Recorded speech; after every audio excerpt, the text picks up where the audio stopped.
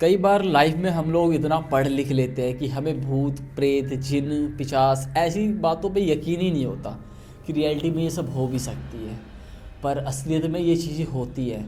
और सिर्फ इंडिया में ही नहीं, बाहर विदेशों में, चाहे आप कहीं की भी बात करो, ऑल ओवर वर्ल्ड में ना लोग इसके बारे में बात करते हैं। इसके बारे में है ना काफ़ी स्टोरीज शेयर होती है। पैरानॉर्मल एक्टिविटीज़ विदेशों में भी होती है।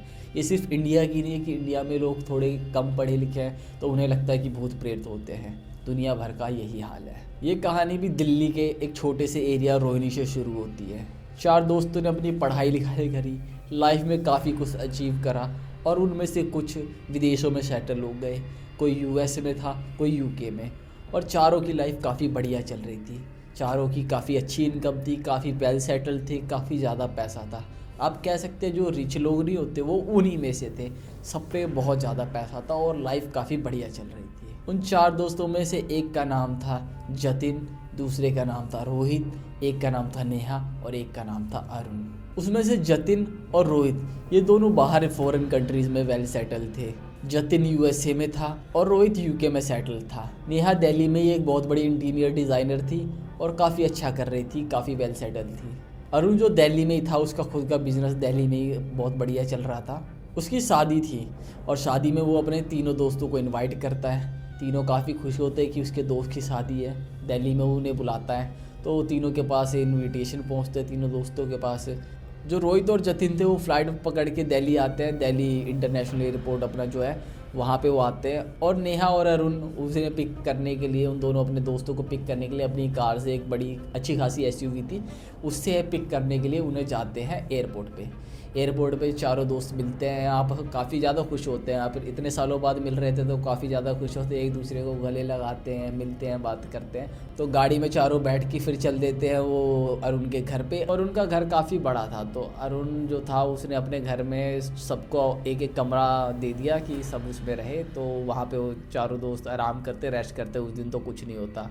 फिर नेक्स्ट डे जब हल्दी की रस्म थी तो उस दिन हल्दी की रस्म थी, तो हल्दी की रस्म पूरी होने के बाद है ना, उसमें से जो जतिन था वो कहता था कि बिल्कुल उसे इन सब चीज़ों पे वैसे यकीन तो था नहीं, भूत प्रेत इन सब चीज़ों पे उसे बिल्कुल भी यकीन नहीं था। पर फिर भी वो बात करते अपने बचपन की किस्से कहानियाँ एक दूसरे को सुनाते हैं कि कैसे हम स्कूल में जाते थे, कितने मज़े करते थे, क्या बढ़िया हमारी लाइफ बीतती थी। तो एक दूसरे को वो ऐसी कहानियाँ सुनाते हैं बचपन की। उन्हें तभी याद आता है कि उन्हें अपने स्कूल को देखे हुए बहुत दिन हो गए और स्कूल के पीछे एक बिल्डिंग थी। पता नहीं वो स्कूल से कनेक्टेड बिल्डिंग थी या स्कूल वाली बिल्डिंग थी, उन्हें ये आइडिया नहीं था। लेकिन एक बिल्डिंग थी जहाँ आग लग गई थी और आग की वजह से वो पूरी बिल्डिंग एकदम डिस्ट्रॉय सी हो गई थी, एकदम काली पड़ गई थी। और स्कूल के जस्ट पीछे बिल्डिंग थी और वहाँ पे कोई आता जाता नहीं था, एकदम सुनसान बिल्डिंग थी। और जो उनका स्कूल था, अब फ़िलहाल काफ़ी साल बीत गए थे, तो उस स्कूल पे भी कोई आता जाता नहीं था। मतलब एडमिशन लेना बच्चों ने वहाँ पे एकदम ही ख़त्म कर दिया था। तो वो स्कूल भी 90% बंद ही रहता था। मतलब समझ लो स्कूल बंद होने की कगार पे ही था, काफ़ी कम बच्चे आते थे। तो जतिन कहता है कि मैं क्यों ना हम अपने स्कूल चले, एक बार देख के आते हैं स्कूल। और पीछे एक बिल्डिंग थी और हम वहाँ पे भी कभी बचपन में नहीं जा पाए, तो क्यों ना आज चला जाए। तो उन फ्रेंड्स में से जो नेहा होती है वो बोलती है वहाँ पे तो गलती से भी मत जाना, क्योंकि हाँ तुम्हें उस बिल्डिंग के बारे में नहीं पता, जो स्कूल के पीछे बिल्डिंग है वहाँ एक औरत जल के मर गई थी। और वो टीचर थी उसी स्कूल की बिल्डिंग की, और वहाँ पे वो जल के मर गई, कोई उसकी हेल्प नहीं कर पाया। तो उसने कहा अच्छा ऐसी बात है, जतिन ने कहा ऐसी बात है। रोहित भी कह रहा अच्छा ऐसा है।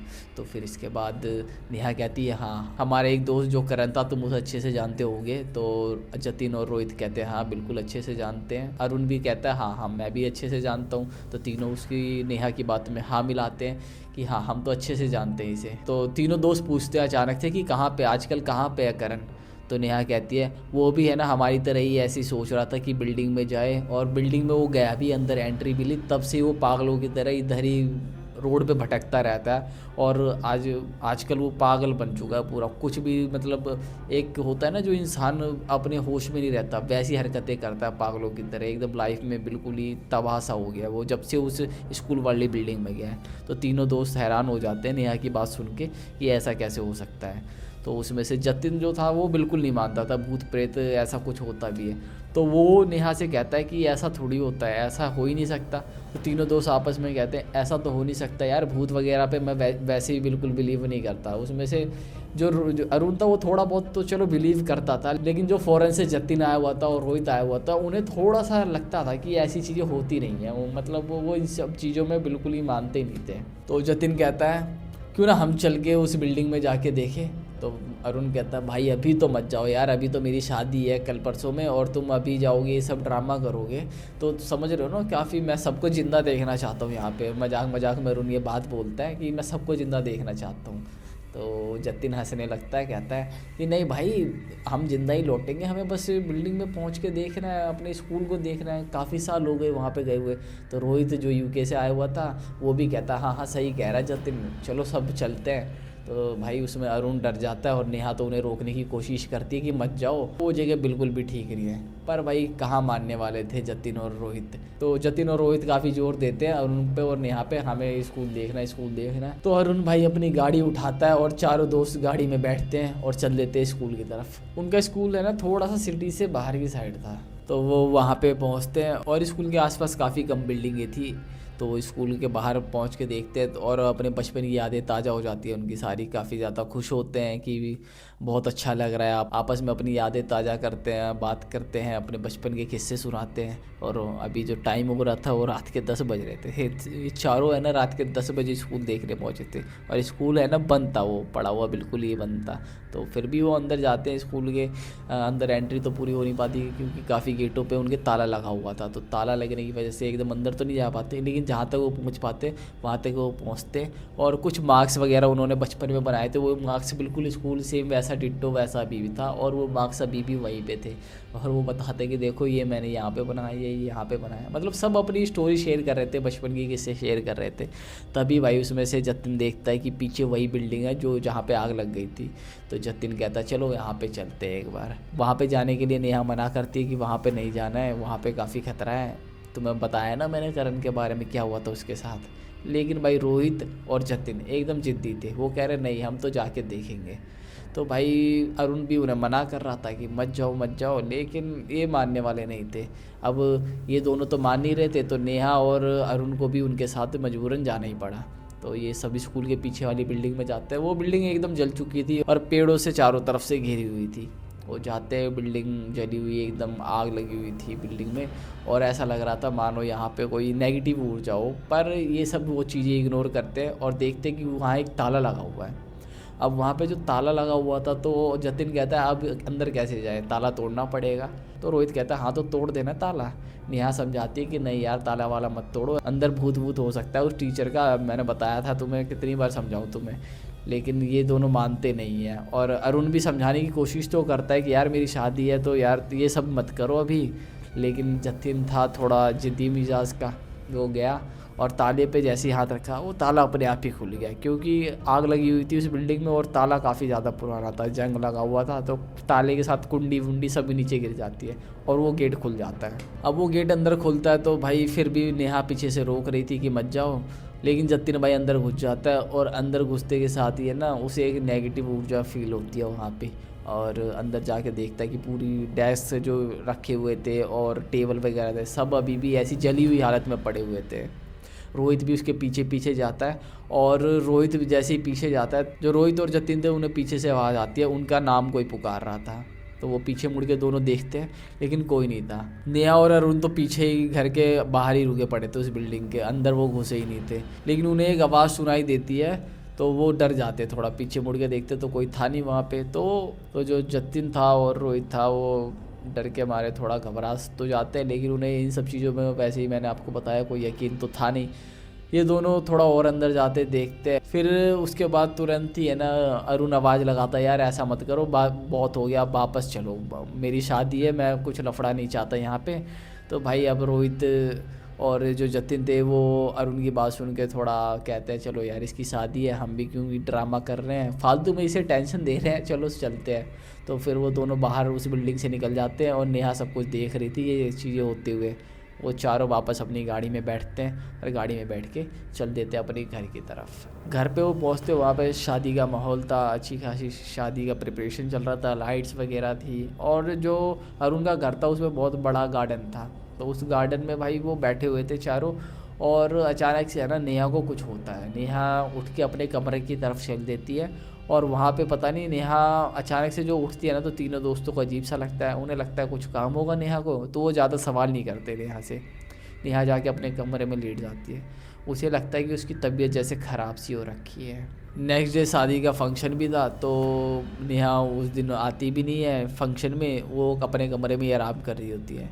तो जतिन जाता है नेहा से पूछने की क्या हुआ यार, आज पूरे दिन फंक्शन हो रहा है, तुम आई नहीं फंक्शन में, रात हो चुकी थी, फंक्शन ख़त्म था। तो नेहा से यही पूछने के लिए तुम फंक्शन में क्यों नहीं आई। तो नेहा कहती है यार मेरी तबीयत बहुत ख़राब है और काफ़ी ज़्यादा मेरे को है ना फील हो रहा है जैसे कोई मेरे सर पे बैठा हुआ है। तो जतिन हंसने लगता है, सर पे कोई कैसे बैठ सकता है। नेहा कहती है यार मजाक मत उड़ाओ, मेरी तबीयत बहुत ज़्यादा ख़राब है। तो जतिन पूछता है ऐसा क्या हो गया बताओ। तो नेहा बोलती है जतिन से कि यार जब से हम वहाँ से आए ना, तो मेरे को ऐसा लगता है जैसे कोई मेरे पास बैठा हुआ है, मेरे बेड के सामने कोई बैठ के मेरे से कुछ बोल रहा है, मेरा नाम लिए जा रहा है। मैं नहाने भी गई थी तो मुझे लग रहा था जैसे कोई मेरे साथ ही शावर ले रहा है। जतिन ये सुन के कहता है ऐसा थोड़ी होता है यार, क्योंकि जतिन मैंने बताया आपको, जतिन को इन सारी चीज़ों पे बिल्कुल भी यकीन नहीं था। वो इन सब चीज़ों को बिल्कुल मानता ही नहीं था। तो जतिन और बाकी दोनों दोस्त जो बाकी दोनों दोस्त थे, रोहित और अरुण, वो भी आते नेहा से पूछते क्या हुआ, तो वो सारी चीज़ें बताती है। तो दोनों थोड़ा लगता है दोनों घबरा जाते हैं वो दोनों।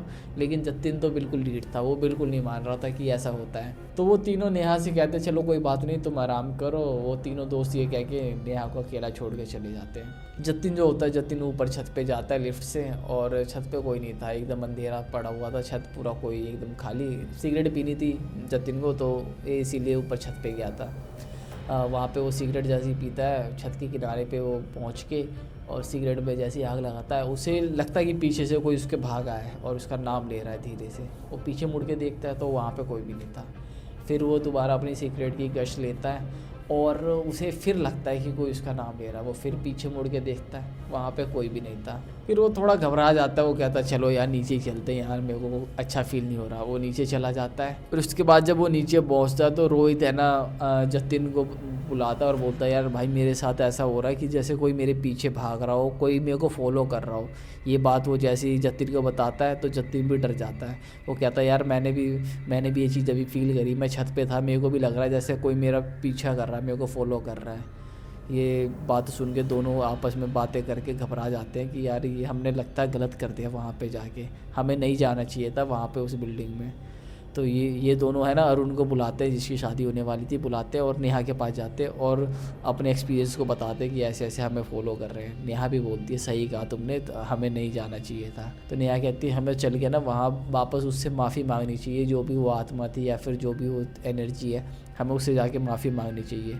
रोहित और जतिन बोलते हाँ यार नेहा तुम सही कह रही हो, हमने बहुत बड़ी गलती कर दी, वहाँ पे है ना हमें नहीं जाना चाहिए था। तो नेहा की बात सुन के वो दोनों तो एग्री हो जाते हैं वहाँ पे जाने के लिए। लेकिन अरुण बोलता है यार मेरी शादी है तो मेरे को यहाँ पे बहुत ज़्यादा काम है, तो मैं तो नहीं जा पाऊँगा। तो अरुण तो कहता है तुम तीनों जाओ, तुम वहाँ पर जाके माफ़ी मांगना, मैं तो यहीं पर रहूँगा, थोड़ा काम है मुझे। तो जो अरुण था वो वहीं रुक जाता है, उसी जगह पे अपना घर पे काम वाम शादी का संभालता है। वो तीनों गाड़ी में बैठते हैं, नेहा, रोहित और जतिन गाड़ी में बैठ के उसी बिल्डिंग में जाते हैं और अंदर जाते हैं उसी बिल्डिंग में जहाँ पे उन्होंने वो ताला वाला तोड़ दिया था। और अंदर जाके वो माफ़ी मांगने लगते हैं। रोहित और जतिन ये माफ़ी मांगते हैं उस आत्मा से, जो भी वो एनर्जी थी उससे बोलते हैं कि हमें माफ़ कर दो, हमने गलती कर दी ताला तोड़ के, आप हमारा पीछे छोड़ दो, हम माफ़ी मांगते हैं। जो नेहा थी वो बिल्कुल माफ़ी नहीं मांग रही थी, वो उन दोनों को नीचे झुका हुआ देख के ना, माफ़ी हाथ जोड़ते हुए देख के ना पीछे मन ही मन मुस्कुरा रही थी। और कुछ ही देर बाद जो मन ही मन नेहा मुस्कुरा रही थी ना, वो काफ़ी ज़्यादा तेज़ से हंसने लगती है। तो नेहा की हंसी सुन के जो रोहित था और जतिन था वो पीछे मुड़ के देखते कि नेहा क्यों हंस रही है। तो वो जब देखते नेहा की तरफ तो नेहा की आंखें बिल्कुल काली थी और बाल एकदम खुले हुए हवा में लहरा रहे थे। ये देख के वो दोनों काफ़ी डर जाते हैं और वो दोनों समझ जाते हैं यहाँ पे लाने की चाल जो थी वो नेहा की थी। असलियत में जो वो प्रेत आत्मा थी, जो भी वो नेगेटिव एनर्जी थी, वो नेहा के अंदर आ चुकी थी और अब वो नेहा को कंट्रोल कर रही थी। और नेहा ने उन्हें नहीं बोला था कि वो जाके माफ़ी मांगे, उस प्रेत आत्मा ने बोला था माफ़ी मांगे, और वो प्रेत आत्मा भी नेहा के अंदर थी। नेहा हंस रही थी और वो दोनों डर के मारे माफ़ी मांगे जा रहे थे नेहा से, यानी कि उस प्रेत आत्मा से, पर वो हंसे जा रही थी। और फिर अचानक से नेहा है ना अपने दोनों हाथों से उनका गला पकड़ लेती है, उन दोनों को गला पकड़ के हवा में लहरा देती है और वो दोनों बेहोशी होने वाले होते हैं क्योंकि उनका गला इतनी कस के दबाया जाता है ना कि वो सांस ही नहीं ले पा रहे थे, एकदम बेहोशी होने वाले थे। तभी अचानक पीछे से आता है अरुण मारता है नेहा के सर पे बड़ी तेज की और नेहा फिर अपना हाथ छुड़ा देती है। जतिन और जो रोहित थे वो नीचे गिर जाते हैं और नेहा पीछे मुड़ के देखती है जब तक वो बेहोश हो जाती है। और उन तीनों को उठा के अरुण है ना अपनी गाड़ी में बिठाता है और फिर कुछ ही सेकंड्स बाद है ना, मतलब 5 से 10 मिनट बाद, कुछ ही मिनटों बाद उन्हें वापस तीनों को होश आता है। लेकिन इस बार नेहा के हाथ बंधे हुए थे और जो जतिन और रोहित थे वो काफ़ी ज़्यादा थोड़े मतलब बेहोशी की हालत में, पर उन्हें होश आ चुका था। वो देख रहे थे कि नेहा का हाथ बंधा हुआ है और नेहा अजीब सी हरकतें कर रही है। नेहा में वो आत्मा आ चुकी थी। अब मेन काम था उस आत्मा को छुड़ाना, जो कि अरुण अच्छे से जानता था कि कैसे उस आत्मा को भगा सकते, क्योंकि अरुण एक तांत्रिक को जानता था और उसका काम था आत्माओं से ही लड़ना। अरुण अपनी गाड़ी सीधा उस तांत्रिक के ठिकाने पे लेके जाता है जो दिल्ली के आउटसाइड एरिया में पड़ता है और काफ़ी जंगली एरिया पड़ता है वो, और चारों तरफ जंगली जंगल था। और उस जंगल में एक छोटे से तंबू में उसने आग जला रखी थी तांत्रिक ने, और वहीं पे कुछ मंत्र वंत्र वो पढ़ रहा था अपना, और नेहा को वो लेके जाता है हाथ बंदी हालत में। अब जतिन और रोहित को अच्छे से होश आ चुका था और वो तीनों मिलके नेहा को उस गाड़ी से बाहर निकालते हैं और तांत्रिक को सारी बातें बताते हैं। तांत्रिक देखते ही समझ जाता है कि नेहा के अंदर कोई आत्मा घुस चुकी है और अब वो नेहा को कंट्रोल कर रही है। तांत्रिक अपनी विद्या का प्रयोग करता है और उस आत्मा से पूछता है तुम्हें क्या चाहिए। वो आत्मा कहती है बदला। फिर तांत्रिक पूछता है बदला किससे। वो कहती है मेरे को बस इंसानों का खून पीना है क्योंकि मुझे कोई नहीं बचा पाया था जब मैं जल रही थी। तांत्रिक कहता है अब तुम्हें फिर से जलना पड़ेगा, और वो आग जो तांत्रिक ने जला रखी थी वो काफ़ी ज़्यादा तेज़ हो जाती है और वो आत्मा अचानक से निकल के नेहा की बॉडी से निकल के उस आग में जाके भस्म हो जाती है। और यहीं पे नेहा को छुटकारा मिलता है उस प्रेत आत्मा से। तीनों दोस्त तांत्रिक का शुक्रिया अदा करते हैं। नेहा भी तांत्रिक को शुक्रिया अदा बोलती है और वो चारों तांत्रिक से बोलते हैं आपको क्या चाहिए। तो तांत्रिक उनसे कुछ मांगता नहीं है। वो चारों तांत्रिक को थैंक यू बोलते अपनी तरफ से और तांत्रिक ने उनसे 1 रुपया नहीं लिया। मतलब फ्री ऑफ कॉस्ट आत्मा को उसने नेहा से निकाला और उस आत्मा को भस्म भी कर दिया। चारों वापस अपनी गाड़ी में बैठते हैं और अपने घर की तरफ वापस लौट जाते हैं। नेक्स्ट डे अरुण की शादी थी और वो काफ़ी धूमधाम से मनती है। और ये सब होने के बाद जतिन और रोहित दोनों को पता चल गया कि सिर्फ प्रेत आत्मा की कहानियाँ ही नहीं होती, वो सच में होते हैं। और आपको भी अगर ये रियल घटना पे आधारित स्टोरी सही लगी हो और आप भी अपनी कोई real incident story horror story share करना चाहते हो तो आप मेरे को कमेंट में रिप्लाई दे सकते हो, अपनी स्टोरी बता सकते हो, या फिर आप मेरे मेल सेक्शन पे मुझे मेल कर सकते हो। थैंक यू दोस्तों, आपको वीडियो अगर अच्छी लगी हो तो एक बार चैनल को कर देना सब्सक्राइब एंड वीडियो को लाइक कर देना। मिलते हैं ऐसे किसी बढ़िया स्टोरी के साथ। Thank you.